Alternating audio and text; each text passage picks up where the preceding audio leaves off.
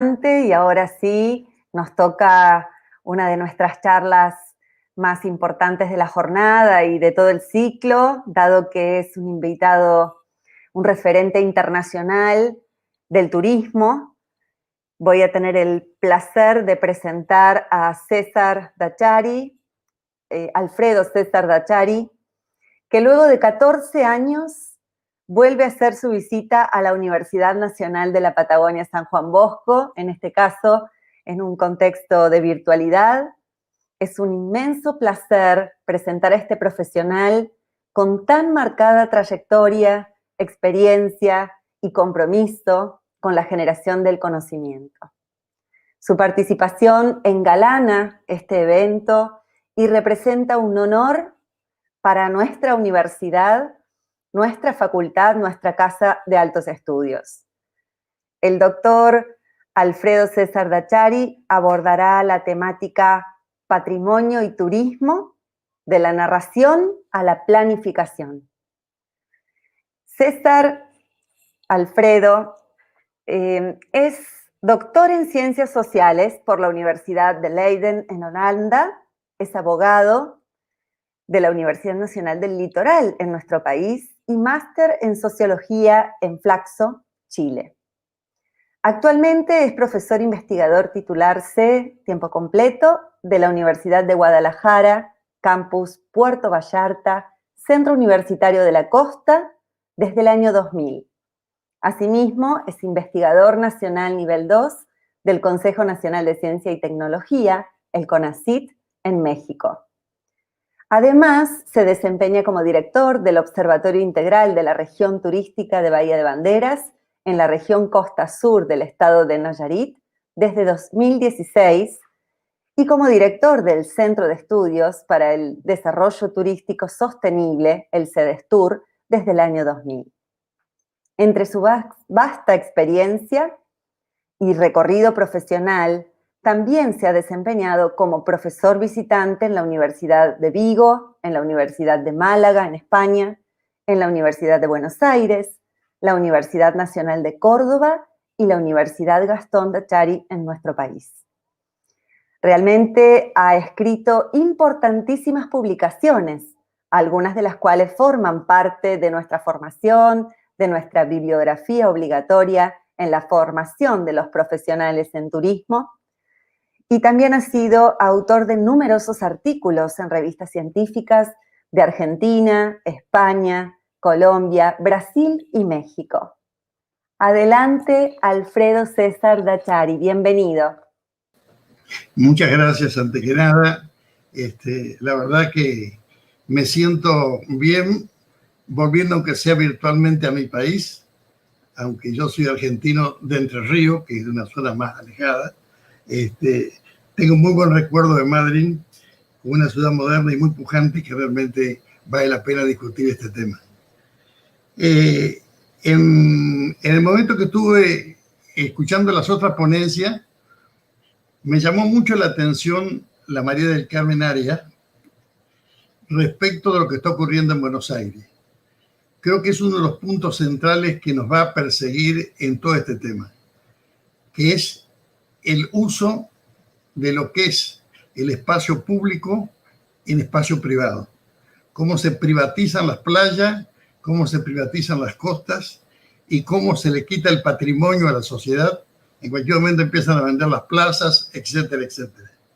Ese creo que es un tema central. No lo vamos a tocar acá porque no es el momento, pero no quería olvidarme de repetir, ver esto, porque creo que es un tema que se da tanto en Argentina, en México, en Brasil, donde sea que uno vea, encontramos este problema de que el exceso de éxito del turismo, el exceso de éxito del desarrollo urbano generan este tipo de conflictos.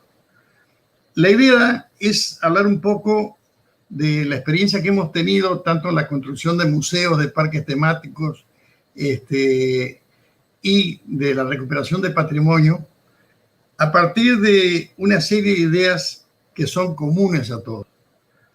Comenzaré diciendo que en el siglo XV se inicia la mundialización y el ordenamiento colonial de la naturaleza, las personas, la cultura y la lengua. En las últimas décadas del siglo XX los procesos de descolonización inician un cuestionamiento a la facultad que tiene el sistema de construir significado, los que fueron iniciados por los antiguos libros de viaje escritos por los europeos sobre partes no europeas del mundo que crearon el orden imperial para los europeos locales y les otorgaron un lugar de privilegio dentro de este nuevo orden. Las transiciones históricas importantes alteran la manera en que la gente escribe y transforma sus experiencias. Por ello también es la manera de imaginar, sentir y pensar el mundo en que viven. La verdad que para poder trabajar el tema hay que preguntarse primero ¿qué historia voy a narrar?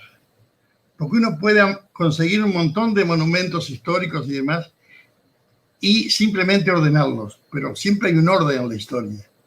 Y ese es el gran problema que hay. Los destinos turísticos enfrentan siempre el proceso con un doble reto. El primero, lograr una narrativa que sea aceptada por la población local porque forma parte de su identidad y es la base de su cultura. El segundo es que sea atractiva para el turismo, el cual es un agente espectacular de la reestructuración del mundo y de su percepción. Uno de los grandes pensadores, rector de la Universidad de Coimbra, en Portugal, Buenaventura Santos, dice: el pensamiento occidental moderno es un pensamiento abismal y este consiste en un sistema de distinciones visibles e invisibles. Este es el punto de partida. Muchas de las historias que tenemos de los países, de las regiones, de las ciudades, hace visible una parte y hace invisible otra.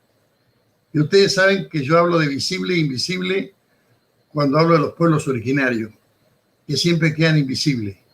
Yo podría decir que Roca fue un general que avanzó la frontera agropecuaria de Argentina, pero también puedo decir que es un genocida que mató a montones de pueblos originarios. Entonces, de acuerdo al papel que yo tomo, es el orden que va a generar la narración, y eso es fundamental, porque la narración es la narración de nuestra realidad, y por consiguiente la que estamos todos de acuerdo o no estamos de acuerdo. Y justamente me he encontrado muchas veces con unas que son muy difíciles de ponerse de acuerdo. Recuerdo justamente que en Cancún se creó una historia para justificar Cancún. Entonces se sacó un libro que se llama algo así como El sueño de los banqueros, de que los banqueros llegaron y son buena gente y pusieron mucha plata, hicieron esto y ahí se construyó Cancún. Lo cual se sabe que es una mentira. O sea, Cancún se construyó por una cuestión estrictamente geopolítica. Cancún era el único lugar que había que controlaba el canal de Yucatán y que era el paso de la cuenca más importante de Estados Unidos, del lado oeste, que era el Mississippi hacia el canal de Panamá. Y estaba en un lado la Revolución Cubana y enfrente no había nada. Entonces Estados Unidos, a través de determinados grupos, presionó para que México, lo primero que construyó de Cancún fue una gigantesca pista aérea en la cual llegaron los aviones que iban a controlar el paso de esta región. Así como es, y montones de historias que son difíciles de aceptar, pero siempre las construyen. Cuando llegué a trabajar a Cancún, a Cozumel, que me tocó trabajar en el museo por un lado, ahí trabajé con un gran compañero y amigo, el doctor Antochif, donde hicimos el guión del museo, y después lo llevó adelante unos expertos de por ciento, uno de ellos argentino. Y después cuando trabajamos en otro lugar que es el Parque Temático en Punta Sur, siempre lo más importante era qué narración vamos a hacer, cuál es la narración que la gente siente y qué papel le vamos a dar a todo.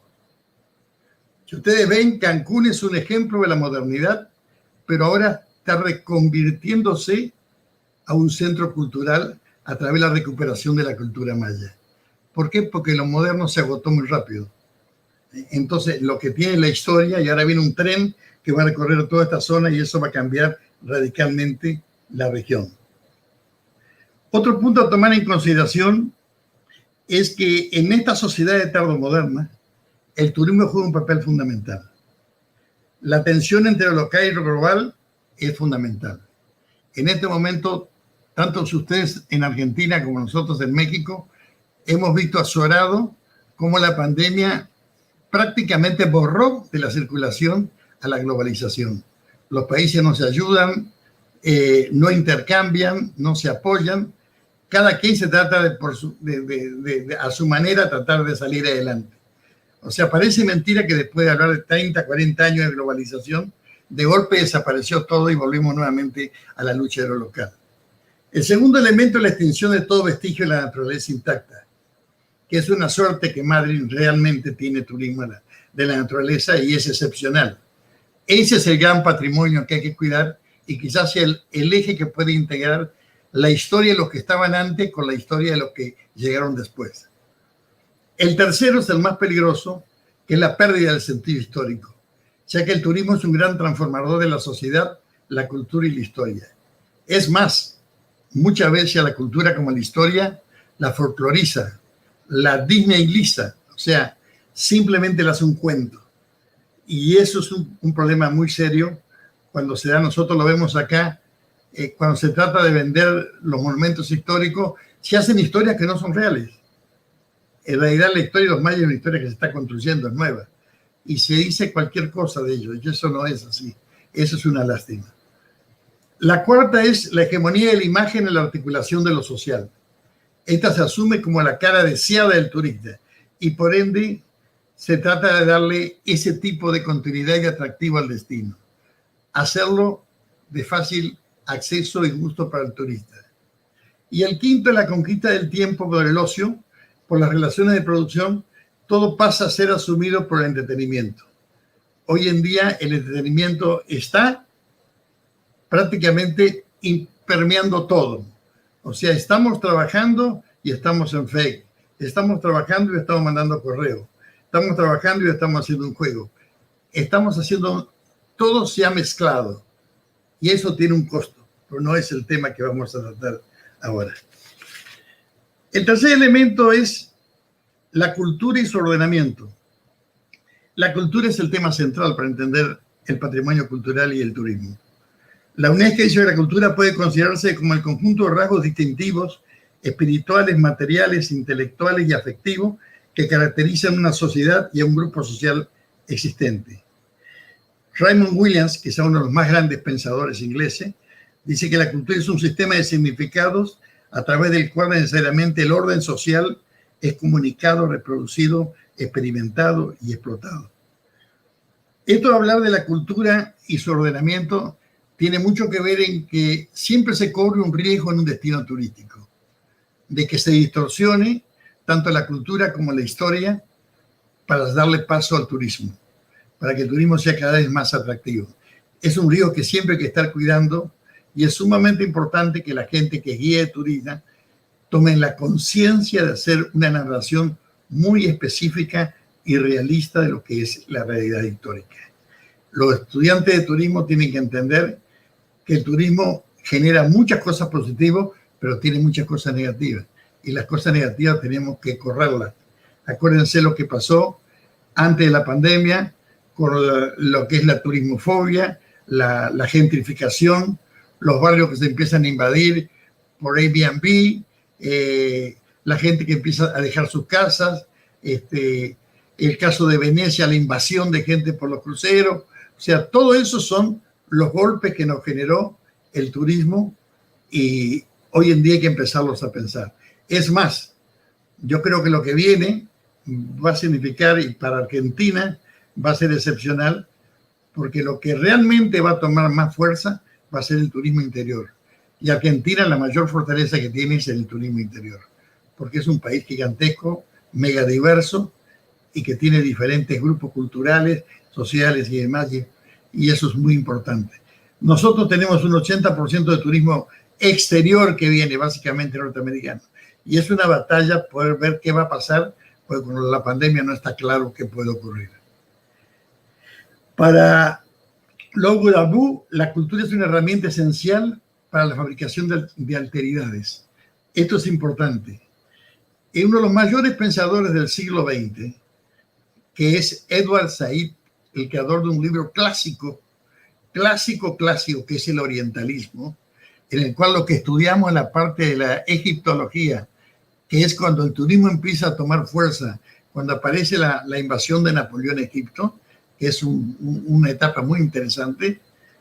Él dice de que justamente el oriental, el musulmán, no existe. Eso se creyó. ¿Se creó para qué? Para poder tener el diferente, que es lo que decía Bonaventura Santos. Uno frente al otro, la autoridad. El otro, que para mí no existe y que es una cosa. Eso es muy importante. El turismo lo ha ido superando, pero ha pasado etapas muy negativas. Yo recuerdo los estudios que hay de las últimas décadas del siglo XIX y comienzo del XX con los famosos zoológicos humanos, donde pueblos enteros eran presentados en París, en Berlín, en Londres, en Nueva York, etcétera, con una exposición de cosas raras. Acuérdense que la autoridad y la rareza es algo que el turismo le atrae.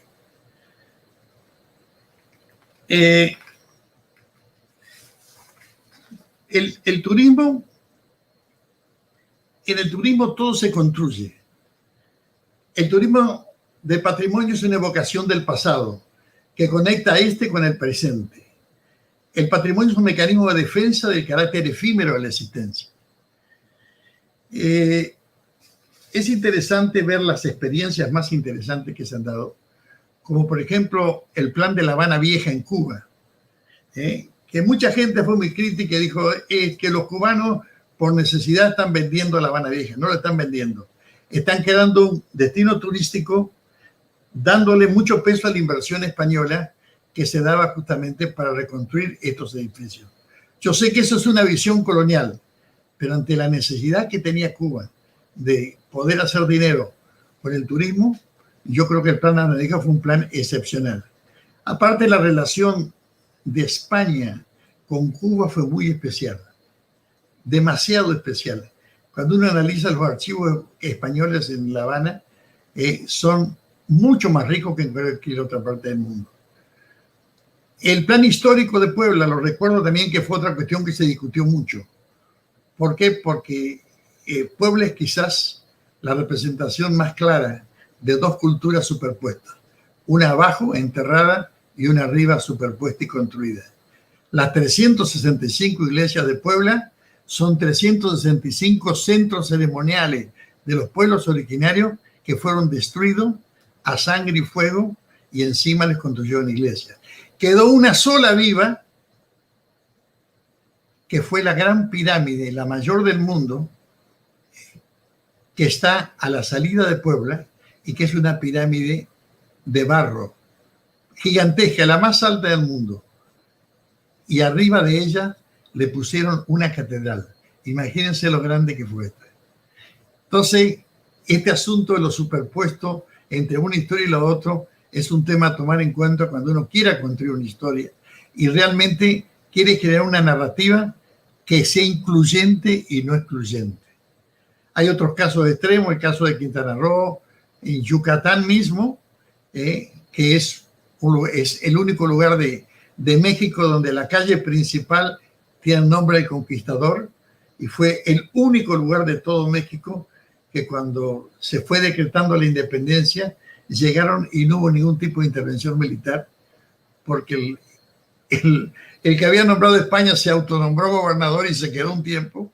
Es un caso excepcional en el cual conviven dos patrimonios tan diferentes en un cierto equilibrio. En el caso de Quintana Roo, ya les estuve hablando porque eso sí es un caso excepcional porque se empezó vendiendo la naturaleza, después se vendió la modernidad, lo más sofisticado en materia de construcciones y hoteles, etc. Después los parques temáticos y ahora la recuperación de todo lo histórico, que son los pueblos de las ciudades mayas, que son más de 20 que hay en todo Quintana Roo.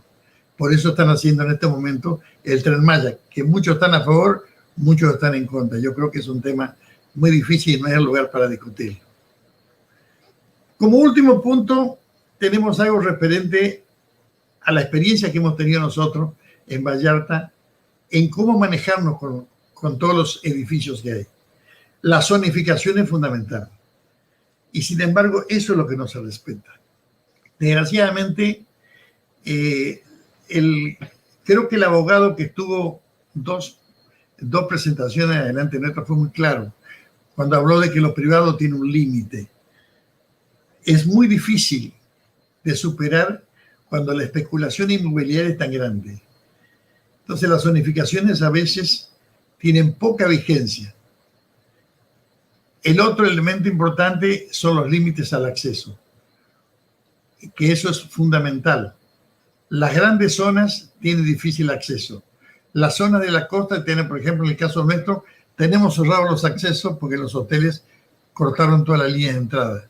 Entonces, ese es otro problema de discusión entre lo público y lo privado. Que también la playa es patrimonio cultural de los pueblos porque toda la vida se han criado junto a la playa y los locales no pueden pasar. Es como la historia de los originarios y los que llegaron después. Acá se repite, pero en algo más diferente. El tercero es la limitación de las determinadas actividades. Ese es otro tema complejo. ¿Por qué? Porque se ponen actividades que difícilmente se pueden respetar. Se ponen cargas que difícilmente se pueden sustentar. Se ponen limitaciones que se pasan por alto. En este momento tenemos un tema muy grave en Quintana Roo, en Puerto Vallarta, que es que el club de golf que está en el centro de la ciudad junto a la marina ha sido tapizado con edificios de 7, 8 pisos todos y por consiguiente ha roto toda la estructura de la región. ¿Qué pasó? Los permisos de la propiedad privada, la corrupción, etcétera, etcétera, genera este problema. Por eso fue que lo que esta doctora María del Carmen Arias dijo al comienzo me sorprendió, me impactó y creo que es un tema que nunca nos va a dejar, porque a medida que tengan éxito como ciudad, acuérdense, la cuestión inmobiliaria va a ser mucho más fuerte en la especulación, en los permisos que el Estado da y cómo los controla. Después vienen los otros temas, que es la planificación del uso del suelo, el precio de acceso, los sistemas impositivos, los incentivos económicos, la organización, la gestión, la información, la educación y la concientización, el control del mercado y la formación del personal. Todos estos elementos son los que en principio nos pueden llegar a fallar. Y cuando nos fallan, empiezan los problemas. O sea, no se trata de recuperar patrimonio, sino de ordenar la historia y la narrativa. No se trata de tener muchas cosas, sino de tener una visión clara, y esa visión clara tiene que ser muy equilibrada y equitativa, porque acuérdense que la historia que narramos es la historia de nosotros mismos. Muchas gracias por la invitación.